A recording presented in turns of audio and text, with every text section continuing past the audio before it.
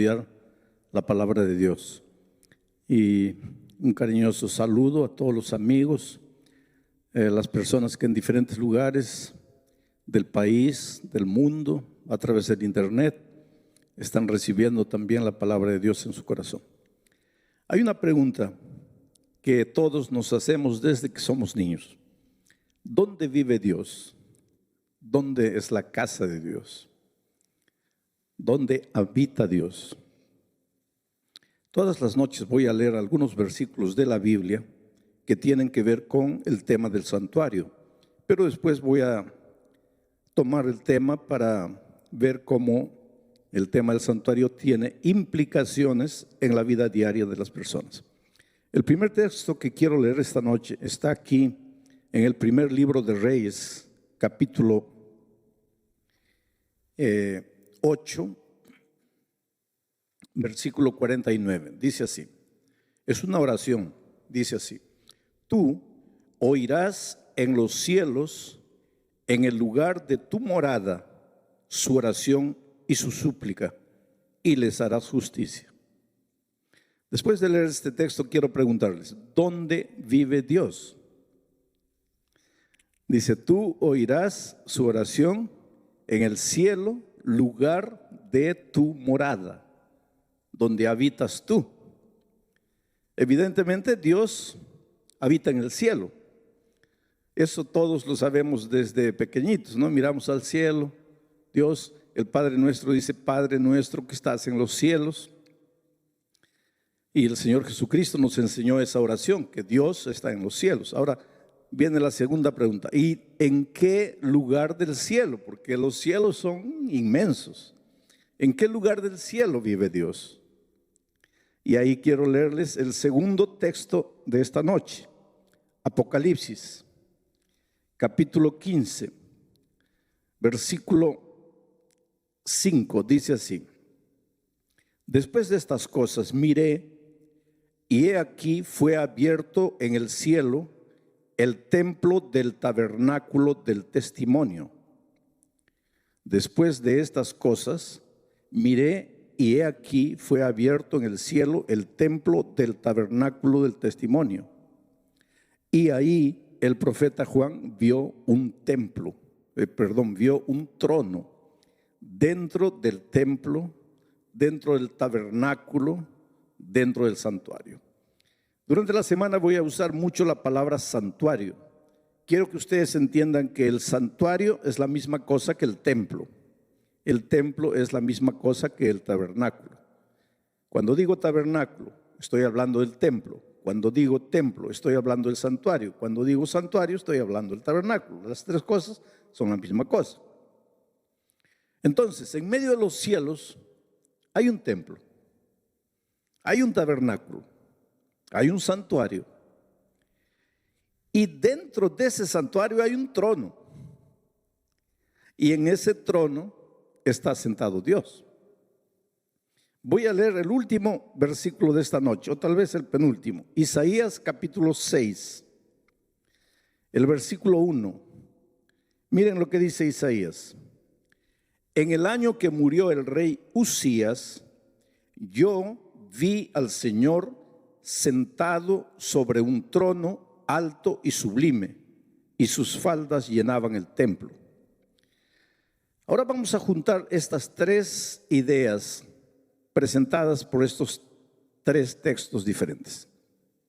Dios habita en los cielos. ¿En qué lugar específico de los cielos? En el templo. Y ahí viene una pregunta. Quiere decir que hay un templo en el cielo, hay un santuario en el cielo, hay un tabernáculo en el cielo.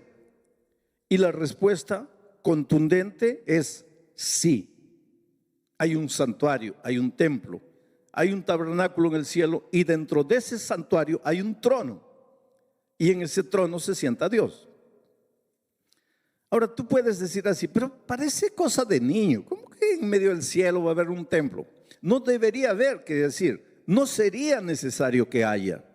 Dios no necesita un santuario, un trono para sentarse, para ser Dios. No, Él no necesita.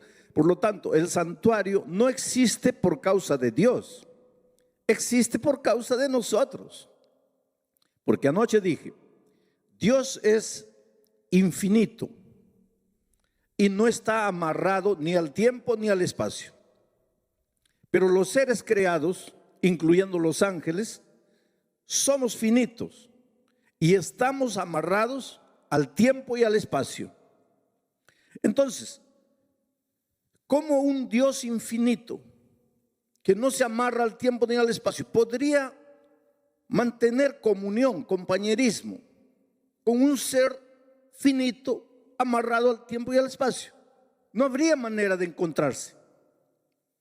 Pero como Dios lo que más quiere es vivir con sus hijos, porque Dios te ama, tú eres precioso para Dios. Jamás pienses que Dios te deja, que Dios no se preocupa por ti.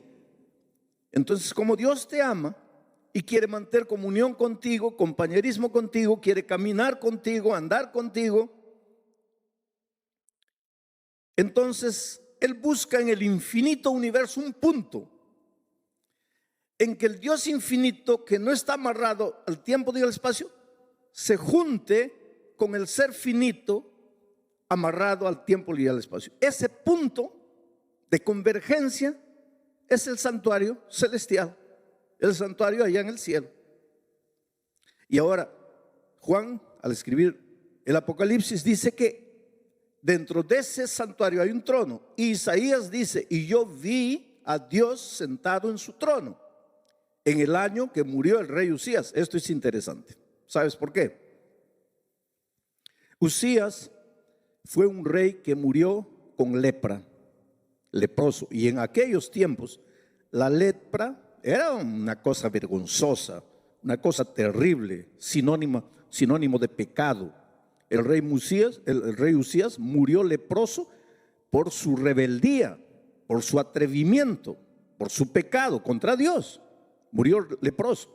Ahora imagínense toda la nación de Israel, sabiendo que las naciones vecinas sabían que Israel relacionaba la lepra con pecado. ¿Cómo se sentían todos los habitantes de Israel sabiendo que su rey había muerto leproso? Estaban avergonzados. Y no solo eso, sino que estaban sin rey, porque acababa de morir el rey. Y cuando el líder desaparece, pues todos tiemblan. ¿Y ahora qué hacemos? ¿Cómo resolvemos nuestros problemas? Y en esos momentos ya los ejércitos enemigos estaban preparándose para invadir Israel. Y ahora no había rey, estaban desesperados. Y mire, en esas circunstancias de desesperación, de vergüenza, de incapacidad, de impotencia del ser humano, Isaías dice, yo vi a Dios sentado en el trono. Esto es interesante, porque aunque las cosas en esta tierra parece que van a deshacerse, aunque parezcan las cosas en esta tierra que no funcionan, aunque parezca que todo se está viniendo para abajo, hay un Dios sentado en el trono. Y el trono simboliza control. Quiere decir, Dios nunca pierde el control de las cosas. Dios nunca pierde el control de la situación. Para ti, desde el punto de vista humano, puede ser, mi hogar ya no tiene salida, está todo acabado, está todo perdido. Y nosotros los seres humanos constantemente usamos esa expresión, ahora ya está todo perdido, ahora ya está todo acabado. Y muchas veces pensamos que la única salida es la muerte, o entonces la única salida es huir, escaparse, correr, esconderse. Pero cuando en alguna circunstancia de tu vida, en la vida financiera, en la vida profesional, en la vida familiar, donde sea, en algún momento de tu vida, tú sientas como que estás perdiendo el control de la situación, tú sientas como que las cosas se te vienen abajo, tú sientas como que nada, no hay solución para nada, recuérdate que Dios siempre está en el trono. Dios siempre está en el control de las cosas. Por lo menos, por lo tanto, no te desesperes, querido. Si en este momento tú estás viviendo ahí el momento más terrible de tu vida, no ves luz, no ves salida, todo es oscuridad, y por casualidad o porque un amigo te invitó, prendiste la televisión o prendiste el internet, y en este momento la palabra de Dios está llegando, pero tú estás escuchando y casi no entiendes nada porque solo estás pensando en tu drama, en la situación terrible que parece que no tiene solución. Recuérdate, para ti todas las cosas pueden estar confusas aquí en la tierra, pero hay un Dios en el cielo que tiene el control de las cosas, y ese Dios es tu Padre, y ese Dios te ama, y para ese Dios tú eres importante, y Él no va a dejar que las cosas te destruyan en esta tierra. Solo tienes que levantar los ojos al cielo, solo tienes que reconocer que hay un Dios en los cielos. Porque hay una cosa interesante con nosotros los hombres: cuando todo va bien, no miramos al cielo. Mi padre durante 34 años recibió la palabra de Dios, y siempre dijo no, no, no, y fue esquivando, hasta que un día un cáncer tocó su vida, y en el dolor, en la enfermedad, abrió el corazón a Jesús y se entregó a Él. Yo tuve la bendición, la alegría de bautizar a mi propio padre. Antes de su bautismo, él me dijo una cosa impresionante. Me dijo: mira, hijo, cuando yo estaba bien de salud, cuando estaba en pie, cuando podía andar, caminar, yo solo miraba en el plano horizontal, o sea, lo que está en esta tierra. Pero cuando quedé con cáncer, caí a la cama, y ahí, aunque no quería, tenía que mirar al cielo. Interesante, ¿no? Cuando todo va bien, ¿para qué Dios? Cuando todo va bien, Dios pasa a un segundo plano. Pero hay momentos en la vida en que las cosas parecen que se escapan de tu control. Tú te esfuerzas, luchas y no, se te va. No puedes, llegas a la conclusión que como ser humano no puedes. En esos momentos recuerda que Dios está en el trono y que Dios está en el control de todo. Ahora vengo al cuarto texto de la Biblia, y aquí voy a detenerme porque este es el centro de mi mensaje para esta noche. Y es Romanos 6:23. Y esto, tal vez tú te preguntes qué tiene que ver con el tema del santuario, pero es justamente a partir de aquí que nace la importancia del santuario. En Romanos capítulo 6, versículo 23, dice así: porque la paga del pecado es la muerte, mas la dádiva de Dios es vida eterna en Cristo Jesús, Señor nuestro. Hay muchos pensamientos en este texto. Yo me voy a detener en un solo pensamiento. Mira, porque la paga del pecado. Primer pensamiento que podríamos analizar: ¿qué es el pecado? Y anoche ya lo dijimos. La gente confunde pecado con acto pecaminoso. Acto pecaminoso es robar, matar, mentir, codiciar. Esos son actos pecaminosos. Los actos pecaminosos aparecen en la vida de un ser humano porque está en pecado. ¿Y qué es pecado? Pecado es separarse de Dios. Todo lo que necesitas para ser un pecador es separarte de Dios, separarte de Jesús, que es la justicia. Y cuando te separas de la justicia, ya caes en el terreno de la injusticia. Ya estás en el pecado. Y dice la Biblia que todos pecamos. Todos nosotros los seres humanos llegamos al mundo trayendo esa naturaleza pecaminosa. Venimos en estado de pecado. Y tú me vas a decir ahora: pastor, ¿quiere decir que todos estamos condenados a morir? Sí, todos estamos condenados a morir. Y alguien puede decir: pero ¿qué culpa tengo yo de haber nacido? No, tú no tienes culpa de haber nacido. Y no te vas a perder porque naciste pecador. Tú no tienes culpa de haber nacido, pero Dios proveyó el remedio. Y si te mueres un día, si mueres la muerte eterna, no será porque has nacido pecador, será porque no tomaste el remedio. ¿Y cuál es el remedio? El remedio está en el santuario. Y vamos a entrar durante esta semana al santuario para encontrar el remedio para el problema del pecado. Bueno, vamos al texto de Pablo. Dice: porque la paga del pecado es la muerte. Muerte, pecado, muerte. El pecado te lleva a la muerte. Muerte y pecado son prácticamente la misma cosa. La paga del pecado es la muerte, pero la dádiva de Dios es vida eterna. Dios, vida. Pecado, muerte. Dios, vida. Y esa vida la tenemos en Cristo Jesús. Y no es Cristo Jesús, punto, sino en Cristo Jesús, Señor nuestro. Ese es el asunto, y ahí vamos a concentrarnos esta noche. para entender la importancia del tema del santuario que vamos a ir trabajando durante la semana. Mucha gente tiene una idea equivocada de la muerte como paga del pecado. Tal vez porque nosotros tenemos una frase que dice así: el que la hace la paga. Entonces de ahí, de esa frase, el que la hace la paga, en nuestra mente surge: si peco, Dios me mata. Si peco, Dios me da la muerte. Si peco, Dios me castiga con la muerte, porque el que la hace la paga. Y ahora viene Pablo y dice: porque la paga del pecado es la muerte. Entonces mucha gente vive con miedo de Dios. Y mucha gente vive con miedo de pecar. Porque dice: si peco, muero, porque el que la hace la paga. Si desobedezco, muero, porque la paga del pecado es la muerte.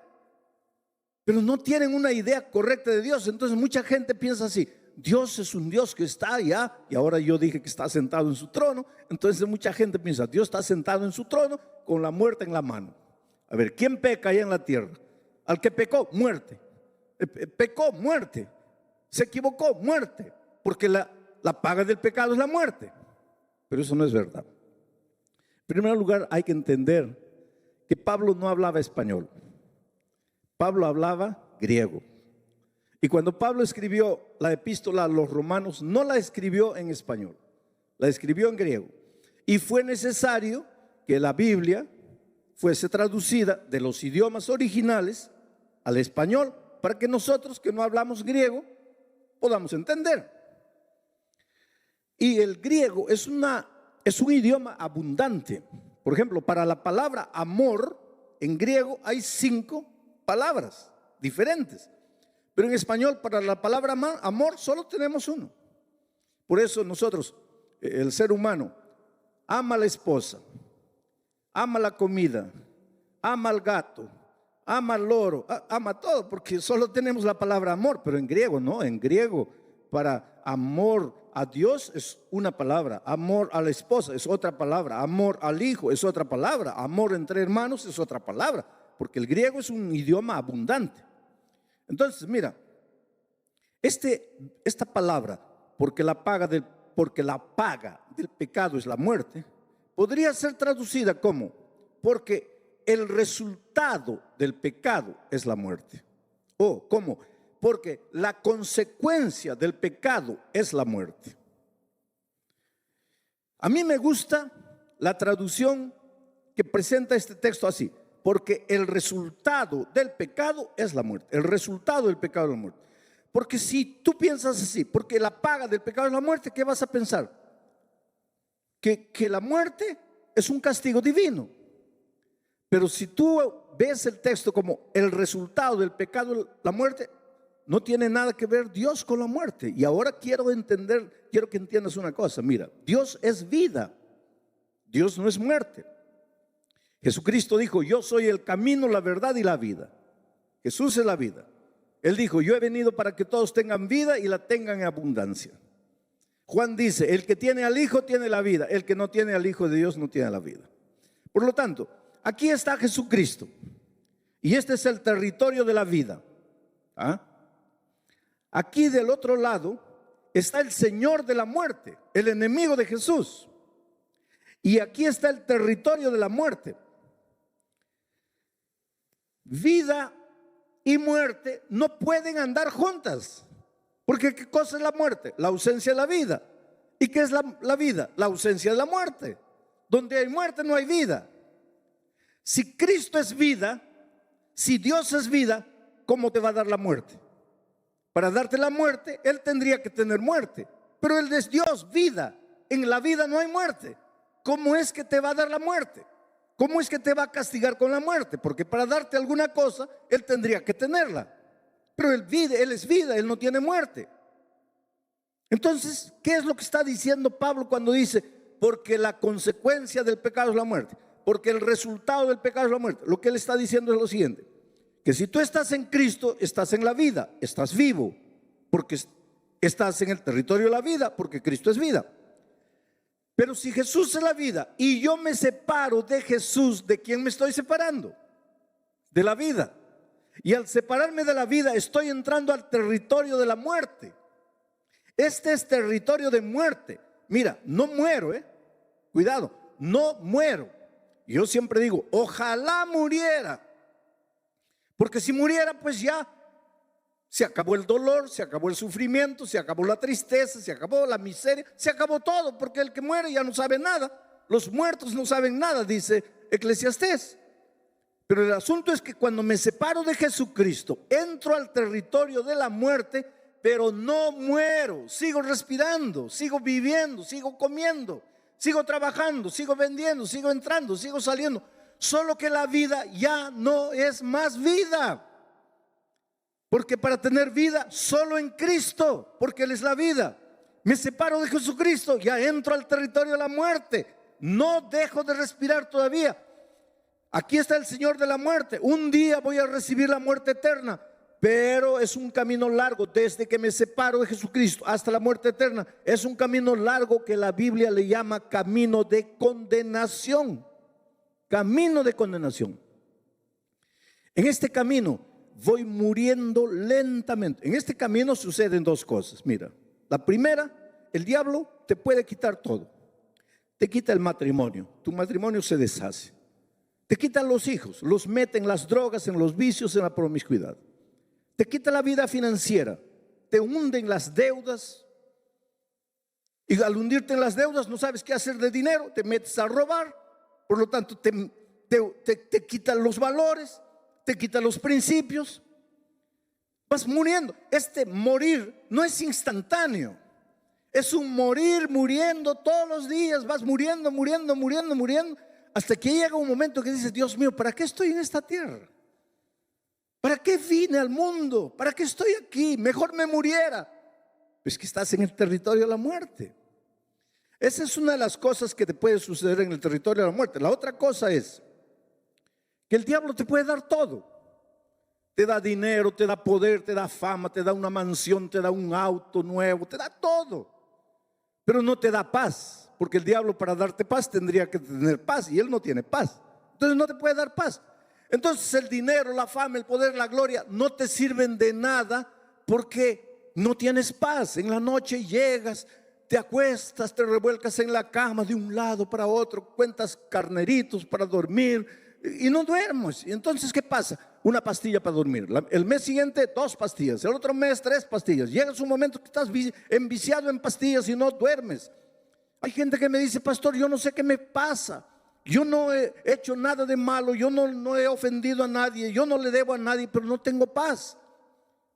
Vives angustiado, vives vacío, vives desesperado. Esa no es vida, querido.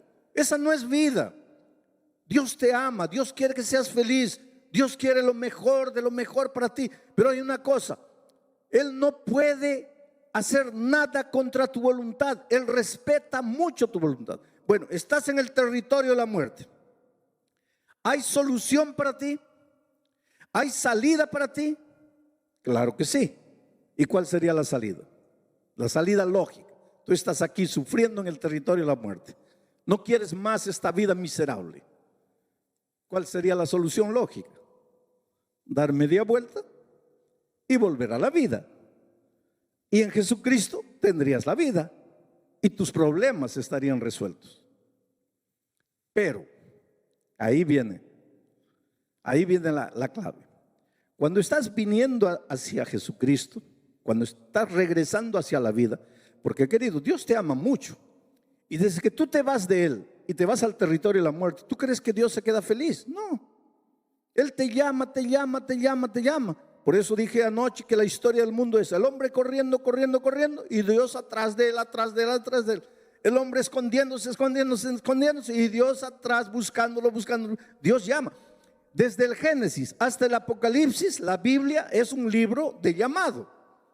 En el jardín del Edén, Dios llega: Adán, ¿dónde estás? Y desde ese día, Pedro, María, Juana, Rosa, ¿dónde estás? Elisa, ¿dónde estás? El diablo te llama, o el Señor Jesucristo te llama con amor, te suplica. El Señor siempre está buscando. Dice Jesús en el Antiguo Testamento: no quiero la muerte del impío, sino que regrese y vuelva. Dice volved, volved. ¿Por qué moriréis, oh casa de Israel? Dios te ve ahí en el territorio de la muerte, sufriendo, con la vida destruida, no puedes dormir. ¿Tú crees que Dios está feliz? No, Él te ama, Él quiere traerte de vuelta, solo que no puede traerte por la fuerza. Tú tienes que querer. Pero muy bien, un día te cansas de sufrir y decides regresar al Señor Jesucristo. Solo que cuando estás volviendo, el diablo es muy astuto. Y te digo una cosa, mira, hay mucha gente que tiene una idea equivocada del diablo. La primera cosa que te voy a decir, el diablo no es ateo. El diablo no es ateo, el diablo cree en Dios. Santiago dice que los demonios también creen y tiemblan. Por lo tanto, tú cuando lidias con el diablo, no pienses que estás lidiando con un ateo, porque el diablo no es ateo, el diablo cree en Dios.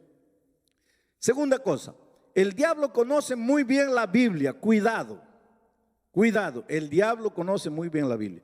Cuando Jesucristo estaba en el desierto, el diablo fue con la Biblia en la mano. Solo que el diablo no respeta la palabra de Dios, la usa, agarra un versículo de aquí, agarra otro versículo de aquí, le hace decir a la Biblia lo que la Biblia no dice. Entonces cuidado, no todo el que tiene la Biblia en la mano está viniendo en nombre de Dios, porque el diablo vino con la Biblia en la mano, pero no estaba viniendo en nombre de Dios. El diablo es bíblico, conoce la Biblia, y como conoce la Biblia, cuando tú estás regresando al Señor Jesucristo, el diablo le dice a Jesús, prácticamente, voy a tratar de decirlo así para que ustedes entiendan: hey, Señor Jesucristo, ¿lo vas a recibir a este miserable pecador? ¿Lo vas a recibir de vuelta? Y Jesús dice, sí, claro. ¿Y por qué lo vas a recibir? Porque yo lo amo. Pero este no ha pecado. Sí, ha pecado. ¿Se ha ido de ti? Sí. ¿Ha entrado al territorio de la muerte? Sí. ¿Y qué dice Romanos 6:23? Porque la paga del pecado es la muerte. ¿Y este pecó o no pecó? Sí. Y si pecó, tiene que morir, porque la paga del pecado es la muerte. Y ahora él está viniendo y tú lo vas a recibir de vuelta. No, no, no, no, no. Mira, si tú lo recibes de vuelta, quiere decir que tu palabra es mentira. Quiere decir que tu palabra no es eterna. Quiere decir que tú no cumples tu palabra. Por lo tanto, no lo puedes recibir de vuelta. Mira la situación en que nosotros colocamos a Dios. Porque Él te ama, querido. Él quiere traerte de vuelta. ¿Sabes que el Señor Jesucristo quiere entrar en tu vida y colocar en orden todo el desorden interior? Porque una de las cosas que el pecado hace es desordena el mundo interior. Desordena las emociones, los sentimientos. ¿Cómo puedes entender que un hombre que dice que ama a su esposa la golpea? ¿Cómo puedes? ¿Cómo puedes entender que un hombre que dice que ama a su hija abusa de ella? ¿Cómo puedes? ¿Cómo puedes entender que un hombre que dice que ama a su familia gasta el dinero en bebida, en vicios? ¿Cómo puedes? Es que cuando el pecado entra en tu vida, o cuando tú entras al territorio del pecado, cuando caes en la mano del enemigo de Dios, Él desordena tus sentimientos. Tú no te das cuenta de lo que estás haciendo, pero te estás destruyendo a ti y estás destruyendo a las personas que más amas. Entonces, el Señor quiere ordenar tu vida, quiere calmar tus sentimientos, quiere enseñarte el camino de la verdad, el camino de la felicidad. Solo que tú estás metido en un problema porque has pecado, te has venido aquí y ahora el diablo dice, no, Señor, si se ha venido, tiene que morir. Pues ahí entra la persona maravillosa de Jesucristo. Porque Jesucristo dice así, está bien, Él pecó y tiene que morir. Ya, porque el resultado del pecado es la muerte. Y Él se apartó, tiene que morir. Pero yo lo amo. Yo lo amo. Sí, pero Él pecó. Es verdad que pecó, pero yo lo amo. Sí, pero ese no es el problema, que si lo amas o no lo amas. El asunto es que él entró al territorio de la muerte y tiene que morir. Y Jesús dice así, sí, pero en ninguna parte de la Biblia dice que yo no puedo morir en lugar de Él. Entonces, Él tiene una deuda que tiene que pagarla con su muerte porque ha pecado. pero yo voy a ir a la tierra y voy a morir, y con mi muerte voy a pagar su pecado. Y es eso lo que hizo el Señor Jesucristo. Vino a este mundo para morir por nosotros. Y hoy día, gracias a la muerte de Cristo, nosotros podemos recibir la vida eterna. Solo que este asunto de Cristo vino, murió por mí, es difícil de entender al ser humano. Y para que el ser humano entienda, ¿qué es lo que hizo Dios? Mandó a los israelitas construir el santuario, porque en el santuario el Señor fue explicándoles cómo es que se puede solucionar el problema del pecado. Cómo es que aunque el hombre murió, alguien puede morir en su lugar. Y el tema de mañana es impresionante, porque ya comenzamos ahora a analizar el plan de salvación dentro del tema del santuario. Querido, el Espíritu de Dios sigue moviéndose hoy y llamando a las personas. Ahí donde estás, puedes creer que el Espíritu Santo está trabajando en tu corazón. Tú corres, corres, corres, el Espíritu te sigue, te sigue y te sigue. Mira, hay un joven llamado Patricio, trabaja para una empresa de aviación grande aquí en América Latina. Ese muchacho nació y creció amando mucho al Señor Jesucristo, amando mucho a la Virgen María, amando mucho a sus padres, amando mucho la fe de sus padres, de sus abuelos, de sus bisabuelos. Pero un día se confrontó con la palabra de Dios. Y sabes, la vida del cristiano es crecimiento y es aprendizaje. Yo siempre digo, mira, si estás vivo, tienes que aprender. Los muertos no aprenden. Cuando yo encuentro una persona que no quiere aprender, yo pienso, esa persona está muerta y no se da cuenta que está muerta.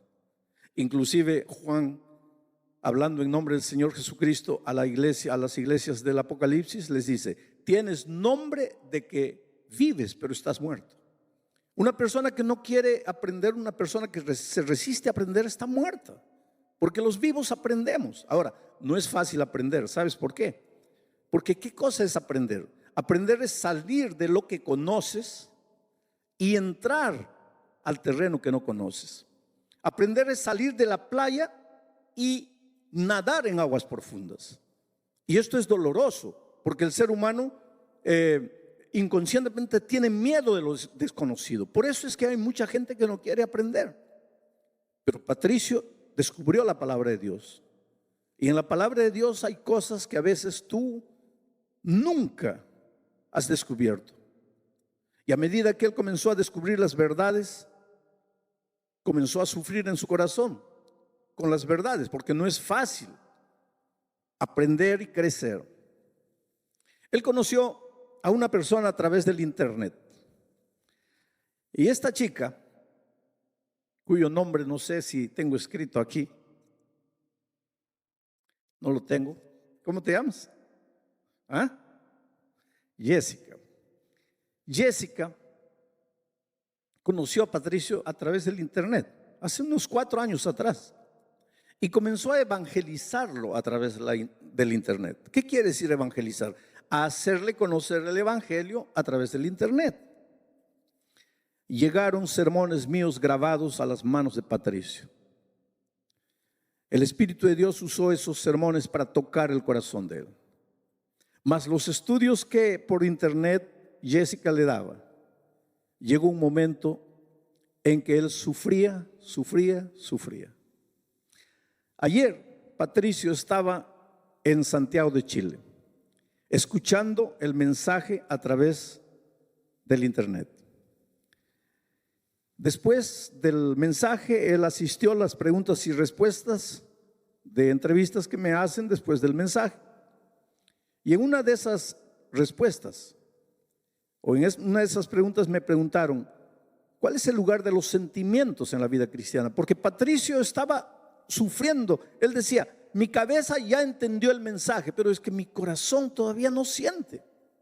Mi cabeza ya comprendió todo yo racionalmente sé que este es el camino que Dios quiere para mí, que yo debería bautizarme y nacer de nuevo, pero mi corazón no siente. Y anoche yo en la respuesta dije, mire, no le hagas mucho caso a tus sentimientos, porque después de la entrada del pecado al mundo, los sentimientos son a veces engañadores. Y esa fue la respuesta que Patricio necesitaba en su vida. ¿Sabes que Patricio tomó esta mañana el avión de Santiago de Chile y se vino para aquí a Lima? Y acaba de llegar. Y Patricio en este momento entra al tanque del bautismo para sellar su pacto de amor con Cristo, para decirle, Señor Jesucristo, yo acepto tu amor, yo acepto lo que hiciste por mí en la cruz del Calvario, y yo me entrego aquí, a ti. Y ahí está Patricio. En este momento, Patricio, quiero que me mires así. Tu vida ha sido una vida de búsqueda. Eres un hombre sincero, eres un hombre honesto. Encontraste la palabra de Dios. Sufriste al principio con las verdades que descubrías, pero tu honestidad, tu sinceridad te llevó a aceptar el mensaje. Hasta anoche habías aceptado todo racionalmente, pero tú dices, mi corazón no sentía. Sin embargo, Dios usó el programa de anoche para llegar a tu corazón y mostrarte que las decisiones no se toman necesariamente llevado por las emociones, sino por las convicciones que el Espíritu coloca en la mente de la persona. Y tomaste el avión y viniste aquí. En este momento tu corazón está alegre y triste. Alegre porque estás naciendo de nuevo. Medio triste porque yo sé que en el fondo hubieras querido que tu madre mirara tu bautismo, pero tu madre todavía no tiene condiciones de entender lo que tú estás haciendo. Y tú, para ahorrar el sufrimiento, no le dijiste que estás aquí para bautizarte. Pero este es un día extraordinario. Toda tu vida pasada queda borrada.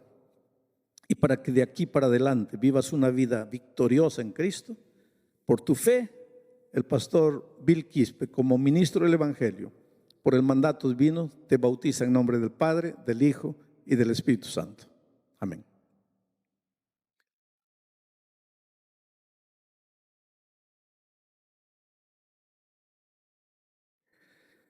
¿No es maravilloso, querido? Qué cena linda, ¿no es cierto? Tú sabes cómo es emocionante saber que cuando naciste recibiste una hoja en blanco de Dios para escribir una historia. Y a veces a lo largo de la vida llenaste esa hoja blanca de garabatos. Hiciste tanta tontería en la vida. Te heriste a ti mismo, heriste a tanta gente inocente que no tenía culpa de nada. Lloraste, viviste, sufriste. Y ahora te preguntas, ¿qué hago con mi vida? Y ahora te preguntas, ¿dónde está Dios? Y ahora te preguntas, ¿por qué me sucede todo lo que me sucede? Y ahora en las noches oscuras de tu vida lloras tu soledad, tu tristeza, tu derrota. Yo quisiera decirte que el Señor Jesucristo está más cerca de ti de lo que tú imaginas. Jesús te ama, te ama, te ama. Jesús quiere entrar en tu vida, revolucionar tu vida. Quiere colocar tus sentimientos, tus emociones, tus pensamientos en orden. Pero no puede hacerlo si tú no aceptas. No puede hacerlo si tú no te entregas. Es que, pastor, pequé tanto. ¿Cómo Dios puede perdonarme? Yo no entiendo cómo Dios te puede perdonar, porque yo no entiendo cómo Dios me perdona a mí. Una cosa sé. Él no puede hacer nada por ti si tú no quieres. En este momento, entrégate al Señor Jesucristo. Ábrele el corazón a Él. Dile, Señor, no puedo más. He luchado solo, he corrido solo, he intentado solo. Solo me he herido, solo me he hecho sangrar. Estoy aquí derrotado. Te necesito en mi vida. Reconstruye mi vida, reconstruye mi familia. Hazme de nuevo. ¿Qué harás? ¿Qué harás con la invitación del Señor Jesucristo? ¿Seguirás caminando, seguirás peregrinando en el territorio de la condenación? ¿O darás media vuelta y correrás a los brazos de Jesús? La respuesta es solo tuya. Jesús te puede llamar, te puede invitar, te puede encontrar, te puede buscar, pero no te puede traer por la fuerza. Tú tienes que tomar la decisión.